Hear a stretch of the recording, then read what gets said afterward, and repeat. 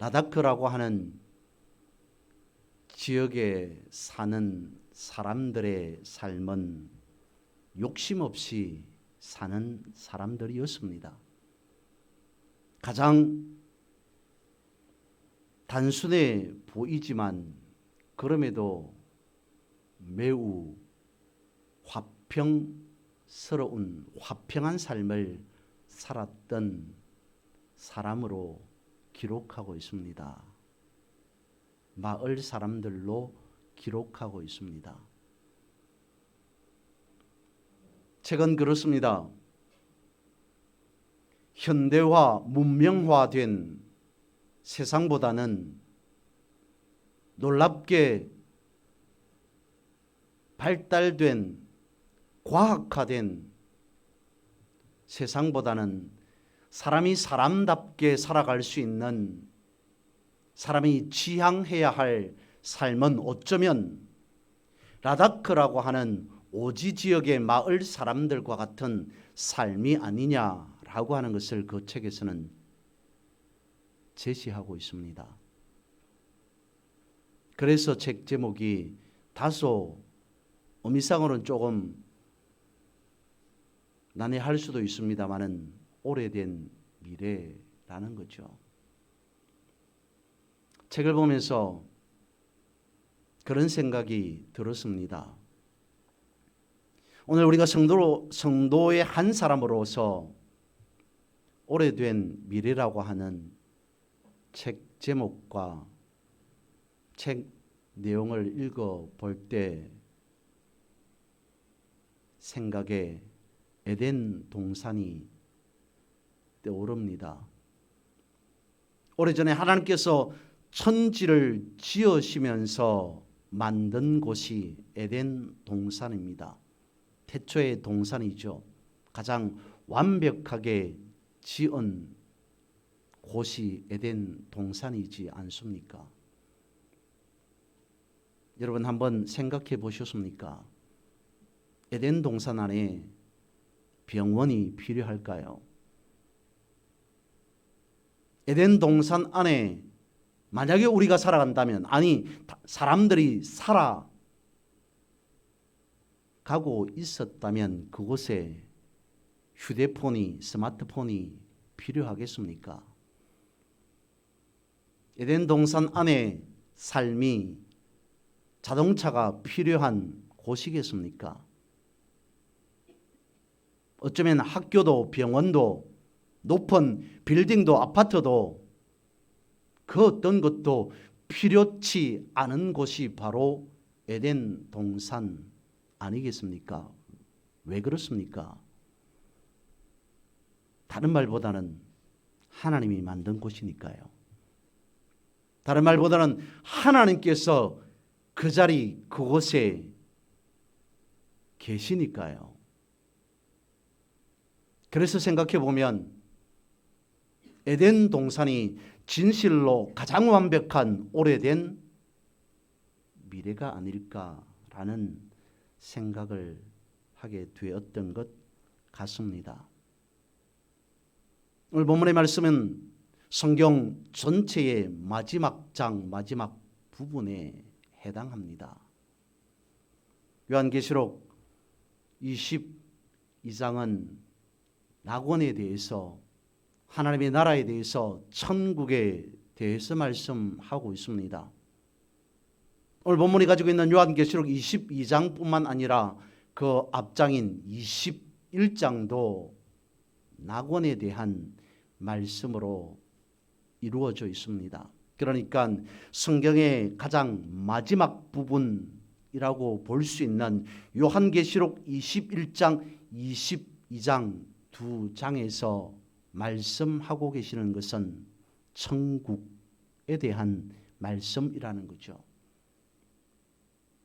요한계시록 21장 그렇게 시작하고 있습니다. 새 하늘과 새 땅이라고 말씀하고 있습니다. 근데 여러분, 성경의 가장 마지막 부분이 낙원, 천국에 대한 말씀인데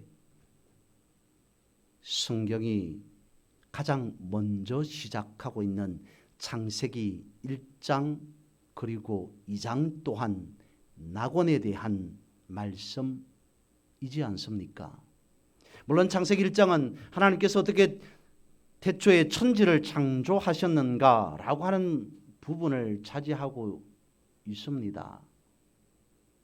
하지만 낙원으로 연결되어지는 말씀이기도 하죠. 그렇습니다. 성경이 가장 먼저 시작하고 있는 창세기 1장과 2장, 하나님께서 지으신 낙원인 에덴 동산에 대한 말씀으로 기록하고 있고요. 그리고 성경의 가장 마지막 장인 요한계시록 21장, 22장 또한 낙원에 대한 말씀을 하고 있습니다. 먼저 말씀드린 바와 같이 요한계시록은 태초의 에덴 동산이라고 말을 하지 아니하고 새로운 하늘과 새로운 땅이라고 말하고 있는 것이죠. 다시 말씀을 드리면 창세기 2장에서 말씀하고 있는, 창세기에서 말씀하고 있는 그 옛날의 에덴 동산이 아닌 전혀 새로운 낙원인 동산인 새 하늘과 새 땅이라고 말씀하고 있습니다.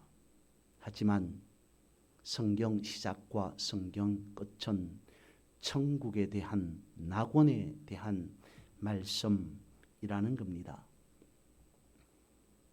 오늘 우리는 산상변모 주일로 지킵니다. 오늘은 산상변모 주일입니다. 이는 변화산이라고 불리우는 곳에서 예수님의 모습이 거룩하게 바뀌었음을 기억하는 절기가 됩니다.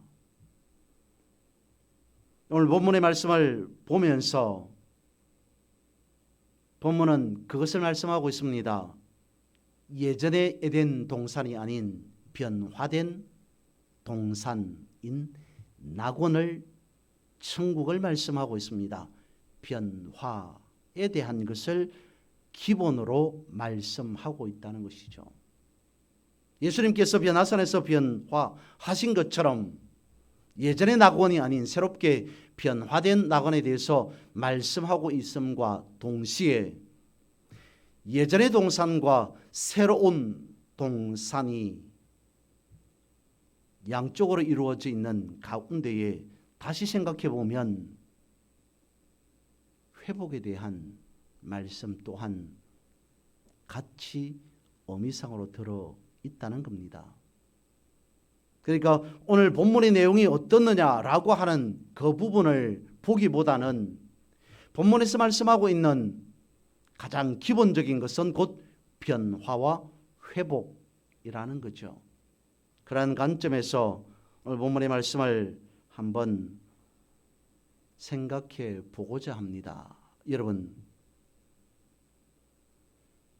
여러분들께서 생각하는 천국이란 어떤 곳으로 여겨집니까? 우리가 일반적으로 생각하면 천국은 인생의 마지막 종착역 정도로 생각합니다. 과연 그럴까요? 인생의 가장 마지막에 가야 하는 곳, 가는 곳이 천국이겠습니까? 오늘 본문의 말씀 1절과 2절 말씀을 제가 다시 한번 읽습니다. 또 그가 수정같이 맑은 생명수의 강을 내게 보이니 하나님과 및 어린 양의 보좌로부터 나와서 길 가운데로 흐르더라. 강 좌우에 생명나무가 있어 12가지 열매를 맺되 달마다 그 열매를 맺고 그 나무 잎사귀들은 만국을 치료하기 위하여 있더라. 어떤 이미지가 떠오르지 않습니까?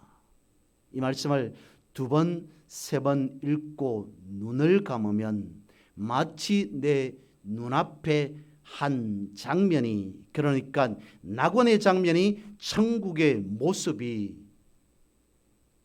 떠오를 것만 같습니다. 본문의 말씀은 그것을 기록하고 있는 것이죠. 가장 아름다운 천국의 모습이 어떠한가라고 하는 그것을 묘사해 주고 있습니다. 이런 우리에게 천국은 이렇구나라고 연상할 수 있는, 그림을 충분히 그릴 수 있는 그러한 모습이라는 거죠. 그렇다면 여러분, 이것은 시간상으로 볼 때 과거, 현재, 미래 중에 어느 부분으로 보아야 하는 걸까요? 과거는 아닌 것 같습니다. 미래 또한 아닌 것 같습니다. 오늘 본문의 말씀 1절과 2절, 내 눈앞에 펼쳐지고 이미지로 그려진다고 보았을 때 지금이니까 현재라고 보아야 한다는 거죠. 너무 지나친 것 아닙니까? 라고 생각할 수 있습니다. 내 눈앞에 보인다고, 내가 연상할 수 있다고, 이미지로 그릴 수 있다고 해서 모든 것이 현재라고 한다면 현재가 아닌 것이 있겠냐는 생각이 들 수 있겠죠. 그렇다면 다시 한번 다른 말씀을 한번 보겠습니다. 시가가스로 시작되는 시편 1편의 말씀은 이렇게 시작하고 있습니다. 복 있는 사람은, 이라고 하면서 2절과 3절에 이르기를 오직 여호와의 율법을 즐거워하여 그의 율법을 주야로 묵상하는도다. 그는 시냇가에 심은 나무가 철을 따라 열매를 맺으며 그 잎사귀가 마르지 아니함 같으니 그가 하는 모든 일이 다 형통하리로다. 아멘. 보십시오. 복 있는 사람은 이런 사람이다 라고 시편에서 말씀하면서, 기록하면서 어떻게 말하고 있냐면, 복 있는 사람은 시냇가에 심은 나무와 같은 사람이다. 그래서 철을 따라 때를 따라 꽃을 피우고 열매를 맺는 사람이 복 있는 사람이다 라고 말씀하고 계십니다. 마치 조금 전에 읽었던 오늘 본문의 말씀 1절과 2절에 있는 그 이미지가 시편 1편에서도 연상되어집니다. 어쩌면 그렇지 않았을까요? 시편 1편을 기록하면서 단순히 복 있는 사람이 물 좋은 일반 시냇가 강가에 심겨진 나무가 아닌 하나님 나라 에덴 동산에서 발현하여서 흐르는 강을 생각하면서 떠오르면서 연상하면서 쓴 고백은 아니겠습니까? 그래서 그냥 시내가 아닌, 그냥 강가가 아닌 하나님의 에덴 동산에 심겨진, 강가에 심겨진 나무라고 하는 의미로 복 있는 사람은 시냇가에, 생명수 강가에 심겨진 나무와 같아서 철을 따라 열매를 맺는다라고 기록한 것은 아니겠습니까? 역시 마찬가지로 시편 1편도 그렇다는 겁니다. 말씀을 읽다 보면 복 있는 사람이 우리의 눈앞에 그림으로 그려진다는 것입니다. 과거도 미래도 아닌 현재라는 거죠. 이 역시 그를 두고 그려진다고, 연상되어진다고 현재라고 보기에는 너무 과하다, 지나치다라고 생각이 되어집니다. 그도 그럴 것이, 나도 예수 믿는 사람인데, 나도 성도의 한 사람인데, 그렇다면 나도 복 있는 사람으로서 시냇가에 심은 나무처럼 철을 따라 풍성한 열매를 맺는 삶이어야 하는데, 내 현재, 내 현실을 바라보면 그렇지 않다고 여겨지기에 이것은 현재가 아닌 먼 미래라고 여겨질 수도 있다는 겁니다. 그러니까 시편에서 말씀하고 있는 복 있는 사람이 지금 현재 우리가 살아가고 있는, 살고 있는 이 현실에 대한 부분을 말씀하고 있는 것이 아니라 예수 그리스도를 믿으면서 평생 살아가다가 하나님 앞에 갔을 때에야 누릴 수 있는 시냇가의 생명 나무처럼 열매를 맺을 수 있는, 하나님 나라의 낙원에 가서 누리는 복락 정도로 여겨지기 때문이라고 생각되어집니다. 그렇다면 여러분, 시편에서 말씀하고 있는 이 축복은 우리의 먼 미래에 일어날 일이겠습니까? 현재는 아니겠습니까? 예수님께서 말씀하고 있습니다. 공생을 시작하면서 회개하라 천국이 가까웠느니라 라고 말씀하십니다. 이 말씀을 한번 묵상해 보신 적이 있으십니까? 단순히 세례 요한의 말처럼 예수님께서 공생애를 시작하면서 세례 요한과 같이 회개하십시오, 그러면 천국이 가까이 올 것입니다 라고 하는 말씀으로 받아들일 것이 아니라, 이 말씀을 묵상해 보면, 시간적인 개념으로 생각해 보면 느낌이 조금 달라집니다. 말씀하십니다. 회개하라. 어떻다고요? 천국이 가까이 왔느니라 라고 말씀하고 있습니다. 우리는 그렇게 생각할 수 있습니다. 천국이라고 하는 것은, 낙원이라고 하는 것은, 하나님의 나라라고 하는 것은 우리가 앞서 말씀드린 것처럼 인생의 종착역에 가서야 볼 수 있는 먼 미래라고 생각합니다. 근데 예수님께서 말씀하십니다. 천국이 가까이 왔다라고 말씀하십니다. 첫 번째 이 말씀 속에는 우리가 가는 천국이 아니라 오는 천국으로 묘사하고 있다는 것이죠. 우리가 죽어서 가는 천국이 아닌 지금 천국이 우리 가운데로, 너희 가운데로 다가오고 있다. 회개하라. 천국이 가까이 왔느니라 라고 하는 이 말씀과, 또 하나는 천국이 올 것이다 라고 말씀하시지 아니하고 천국이 가까이 와 있다 라고 현재로 말씀하고 있다는 거죠. 그런 의미에서 성경에서 말씀하고 있는 천국을 보면 먼 미래라고 말씀하고 있지는 않습니다. 현재라고 말씀하고 있죠. 예수님의 또 다른 비유의 말씀을 보실까요? 하나님의 나라가, 천국이, 낙원이 어디에 있습니까? 라고 하자 예수님께서 말씀하고 있습니다. 하나님의 나라는, 천국은 여기 있다 저기 있다고 말할 수 없고 너희 안에 있느니라 라고 말씀하고 있습니다. 천국이 어디에 있다고요? 지금 우리 가운데 있다는 거죠. 앞으로 너희 가운데 있을 것도 아니고 과거에 너희 가운데 있었던 것도 아니고, 천국은, 하나님의 나라는 너희 안에 있느니라 라고 하시는 말씀은 지금 현재 하나님의 나라가 우리 가운데 있다. 천국이 우리 가운데 있다. 지금 여기에 천국이 있다라고 예수님께서 또 한 번 천국의 현재에 대해서 말씀하고 있습니다. 다른 말씀을 좀 더 살펴보면 에스겔서 47장에서 말씀하고 있는 성전으로부터 흘러나오는 생수의 강도, 요한복음 4장에서 말씀하고 있는 영생하도록 솟아나는 샘물도, 그리고 마찬가지로 요한복음 7장에서 말씀하고 있는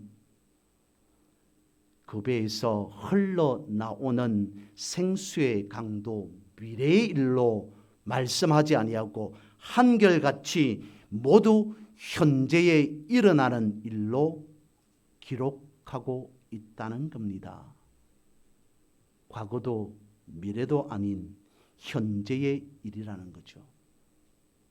그렇습니다. 천국은 예수님께서 오심으로 이미 완성해 놓으신 지금 현재 우리에게 와 있는 천국, 그것을 말씀하고 있다는 그러는 거죠. 그러니까 전혀 다른 이야기가 되겠습니다마는, 한 사람이 쓴 오래된 미래라고 하는 그것은 과거도 미래도 아닌 현재의 중점을, 방점을 두고 있다는 겁니다. 지금 현재 와 있는 천국을 성경은 하나님의 말씀은 우리에게 가르쳐 주고 있다는 거죠. 다시 1절과 2절을 통해서 현실 속에 와 있는 하나님의 나라를 조금 더 살펴보면 이렇습니다. 먼저 1절은 이와 같이 말씀하고 있는 것이죠. 하나님과 어린 양의 보좌로부터 수정같이 맑은 생명수의 강이 흘러나오고 있다. 흐를 것이다. 흘렀다가 아닌 흘러나오고 있다라고 지금 현재를 말씀하고 있습니다. 2절 말씀을 볼까요? 그 나무 잎사귀들은 만국을 치료하기 위하여 있더라 라고 말씀하고 있습니다. 여러분, 천국에 치료가 필요할까요? 천국에 아픈 사람이 있겠습니까? 2절 또한 미래에 일어날 일이 아닌 지금 현재, 천국에 가기 전에 지금 우리에게 필요한 것이 치료지 않습니까? 역시 미래가 아닌 현재를 말씀하고 있다는 것이죠. 치료나 치유는 천국에 가서 하는 것이 아니라 이 땅에서 지금 현재 필요한 것입니다. 평생을 예수님을 믿어온 어떤 한 사람에게 어느 날 갑자기 벼락과 같은 이야기를 듣습니다. 다름 아닌 암 진단을 받았던 거죠. 청천벽력과 같은 말이었습니다. 평생 하나님을 믿으며 나름대로의 온전한 신앙 생활을 하였다고 자부할 수 있을 정도인데 나에게 어떤 이런 일이 라고 여기게 됩니다. 암이라고 하는 그 이야기를 듣는 순간 그는 그랬답니다. 그 말은 나에게 사망 선고와 같은 말이었다. 이제는 죽는구나 라는 생각이 가장 먼저 들더랍니다. 당신에게 암이 있습니다. 당신은 암에 걸렸습니다 라고 말을 듣는 순간 수일 아니 수개월 동안 그의 생각을 지배하고 있는 것은 죽음이라고 하는 단어뿐이었습니다. 내가 왜 어떻게 해서 이와 같이 열심히 신앙생활하고 다른 사람에게 피해 준 적도 없는 나에게 왜 이런 일이 한탄과 한숨과 비통함이 찾아옵니다. 희망이 아닌 소망이 아닌 죽음이라고 하는 단어를 떠올리면서 매일같이 살아가게 됩니다.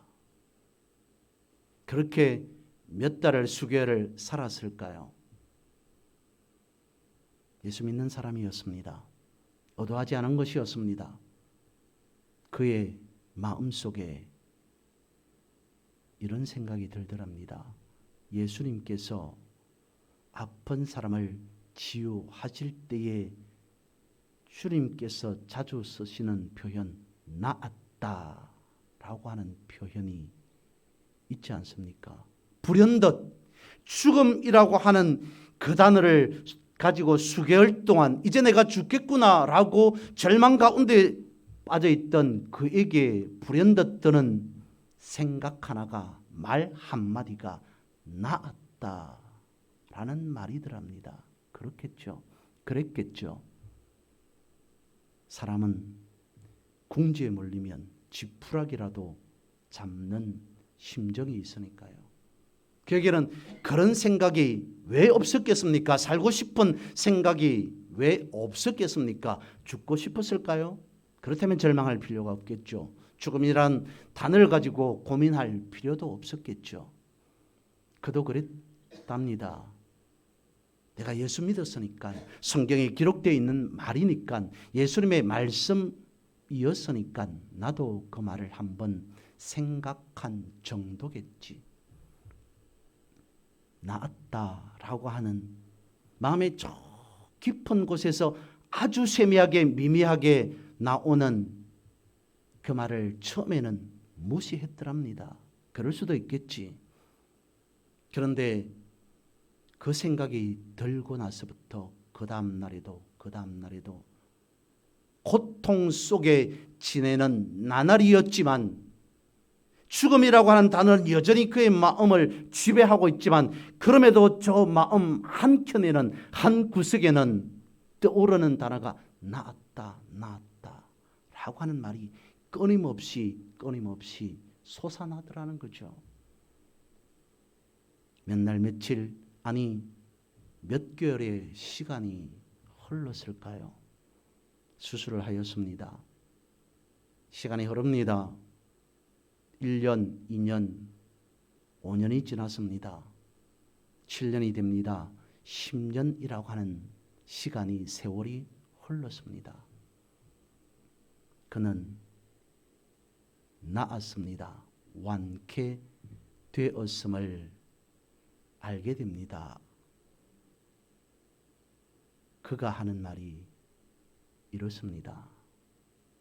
천국은 죽어서 가는 곳이 아닌 지금 현재 살아서 들어가는 곳이다.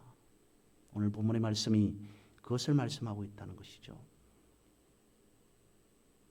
요한이 본 것은 무엇이었을 겁니까? 무엇이겠습니까? 과거에 있었던 천국, 미래에 우리가 들어갈 천국 아니요. 그도 그랬을 것입니다. 지금 자신의 눈앞에 펼쳐져 있는 하나님의 나라, 낙원, 현재 일어나고 있는 자신이 현재 낙원에 우뚝 선 것과 같은 그러한 상황 속에서 요한계시록 오늘 본문의 말씀을 쓰고 있었던 것은 아니었겠습니까? 지금 여기에 살아있을 동안에 경험할 수 있는, 누릴 수 있는 그러한 천국이므로 그는 고백하고 있습니다. 기록하고 있습니다. 만국을 치료하는 ip사기들도 있더라. 이는 지금 현재라고 한 시간을 설정해 놓고 보면 우리 안에 우리를 치유할 수 있는 생명나무 치료의 ip사기가 있다는 거죠. 지금 현재 이 시간 바로 이 순간의 말입니다. 그러니까 우리를 치유케 하는 것은 우리 밖에 있는 것이 아니라 지금 우리 안에 있다라고 하는 그것을 성경은 가르쳐주고 싶어 하는 것 같습니다. 왜 지금이라고 말해야 되는가요? 예수님께서 회개라 천국이 가까이 왔느니라 하나님의 나라 너희 안에 있느니라 라고 말씀하셨기 때문이고요. 또 하나를 더 말씀을 드린다면 모세가 하나님 앞에 섰습니다. 하나님을 만나게 되었습니다. 누구십니까? 물어볼 때 하나님께서 이름을 말씀하십니다. 나는 뭐라고요? 스스로 있는 자이다. 이 말이 무엇일까요? 물론 스스로 계신 분이 하나님이라는 건 맞는 말이죠. 그런데 그 말씀의 의미 속에서도 현재라는 것이 들어가 있습니다. 물론 과거도 미래도 다 포함되어져 있는 현재이겠죠. 나는 과거에서부터 태초에서부터 지금 현재 그리고 미래 아니 영원토록 있는 자 나는 스스로 있는 자이다 라고 말씀한 부분일 겁니다. 그런데 그 말 안에도 현재가 강조되어 있다는 거죠. 나는 스스로 있는 자이다 라고 하는 것은 나는 지금 있다라고 하는 그 부분이 강조되고 있다는 겁니다. 마더 테레사라는 분이 이런 말을 했습니다. 우리가 자주 절망에 빠지는 이유는 우리가 과거와 미래에 대해 너무 많이 생각하기 때문이다. 절망에 빠지는 이유가 과거와 그리고 우리의 앞날 미래를 지나치게 많이 생각하기 때문에 사람들은 절망에 빠진다라고 말했습니다. 이 말은 지금을 놓치고 있다는 거죠. 현재가 이 순간이 얼마나 소중하다는 것을 놓치고 있다. 그래서 지금을 놓치지 말라. 지금이 가장 중요한 순간이다 라고 하는 그것을 테레사도 말했던 것 같습니다. 여러분, 지금을 우리가 소홀히 하면 우리 역시 영원을 가질 수 없을지도 모를 일입니다. 그러므로 지금 찬송할 수 있을 때 찬송하시고, 지금 기도해야 할 마땅한 것을 두고 기도하고, 지금 주님 앞에 내가 가진, 여러분이 가진 믿음을 바로 세우지 않으면 미래는 장담할 수 없을지도 모를 일입니다. 이어서 3절과 그리고 5절 말씀은 이것을 말씀하고 있습니다. 하나님과 어린 양의 보좌가 있고, 5절에서는 밤이 없고 하나님의 광채가 가득한 곳이라고 말씀합니다. 어떤 곳을, 어떤 상황을 묘사하는 것일까요? 그 어떤 것도 필요 없는 상황, 부족함이 없는 것, 모든 것이 완벽하게 갖춰져 있는 상태라는 것을 이와 같이 말씀하고 있다는 것이죠. 특히 5절 말씀에 보면 어둠이 없고 밤이 없고 오직 하나님의 빛이, 하나님의 광채가 가득한 곳이라고 말씀하고 있습니다. 그 어떤 것도 더 보탤 필요가 없는 가장 완벽한 곳이 천국이라는 거죠. 그런데 이를 존재하고 있는 어떤 장소가 아닌 상태로 보면 어떨까요? 그 어떤 것도 필요치 않은 상태, 충만하여서 가득하여서 완전한 상태라고 본다면 어떻겠습니까? 그걸 두고 우리는 성령 충만이라고 말하고 있습니다. 갈라디아서 5장 22절은 성령의 열매라고 하는 것을 말씀하시면서 말씀하고 있죠. 사랑과 희락과 오래 참음과 충성과 양성과 자비다라고 말씀하고 있습니다. 이것이 성령의 열매이다. 이것이 성령 충만함이다 말씀하십니다. 성령의 충만함을 받아서 성령의 열매를 이와 같이 맺었다고 말씀하고 있는 것은 완벽한 상태를 가르쳐 주고자 함이죠. 성령의 열매가 9가지냐 10가지냐 20가지냐를 따질 것이 아니라 사랑과 희락과 화평, 그것을 가르쳐 주고자 함이 아니라 성령의 열매라고 하는 것으로 모든 것이 다 충만한 상태, 완벽한 상태를 성경은 이와 같이 기록하고 말씀하고 있다는 겁니다. 그렇다면 여러분, 성령은 어디에 있는 걸까요? 과거예요? 미래예요? 지금 현재. 성령의 열매는, 성령의 충만함은 이와 같다라고 하면서 사랑과 희락과 화평과 자비와 오래 참음과 양성과 충성과 온유와 절제 등등을 말씀하면서 거기에도 역시 현재를 강조하고 있더라는 겁니다. 즉 다시 말씀을 드리면 성령 또한 우리 안에 지금 존재하고 있다는 거죠. 먼 미래가 아니라는 겁니다. 그래서 지금 여기 이 자리에서 성령 충만함을 받으라라고 하는 그 말씀이라는 겁니다. 그렇다면 우리가 성령을 모시고 산다는 것은 곧 우리 안에 하나님의 나라 낙원이 존재하고 있다는 겁니다. 예수님께서 말씀하십니다. 우리 안에 하나님의 나라가 있다. 하나님의 나라는 너희 안에 있느니라, 우리 안에 있다라고 하는 그 말씀은 우리 속을 말씀하는 것이 아니라 우리의 가까이 손 닿을 만큼 가까운 곳에 하나님의 나라가 있다라는 겁니다. 언제라는 거죠? 과거가 아니라는 거죠. 먼 미래가 아니라는 겁니다. 손 가까이 닿을 정도로 지금 현재 우리의 눈앞에 하나님의 나라가 있다. 현재 지금이라고 하는 말씀을 하고 있습니다. 성령의 열매도 마찬가지라는 거죠. 사랑과 희락과 화평이 언제 있다는 것입니까? 지금 있다는 겁니다. 우리가 살아가면서 사랑을 느껴보지 못한 순간 산 사람은 없습니다. 희락도 화평도 되돌아보면 우리는 한 번이었던 아니면 순간순간이었던 사랑도 희락도 기쁨도 평안도 누릴 때도 경험할 때도 있었습니다. 그것이 크든 작든 우리는 그런 순간이 있었습니다. 그것을 뭐라고 말씀하고 있다고요? 성령의 열매라고 말씀하고 있습니다. 그 열매가 어떤 사람에게는 크고 어떤 사람에게는 작은 것이라 할지라도 크고 작고를 떠나서 성령의 열매 또한 지금 우리 가운데 삶 속에서 우리의 현재의 인생 가운데에서 맺고 있는 거라는 겁니다. 이미 여러분 안에 하나님의 나라가 존재하고 있음을 성경은 이와 같이 말씀하고 있습니다. 그래서 여러분, 세상 모든 사람들이 다 자신의 나라 안에 살아갈지라도 나 한 사람만큼이라도 하나님의 나라로 살아가시기를 바랍니다. 쉽지 않겠죠?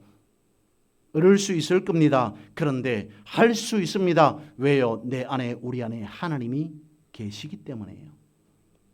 세미한 성령의 음성에 우리는 화답할 수 있어야 합니다. 미미한 내 안에 존재하는 하나님의 모습을 바라볼 수 있어야 합니다. 이것이 교회이기 때문이에요. 그래서 우리는 세상과 구별된 변화된 모습의 하나님 나라로서의 삶을 살아가야 됩니다. 먼 미래에 가는 나라가 아닌 이미 지금 와 있는 하나님의 나라 말입니다.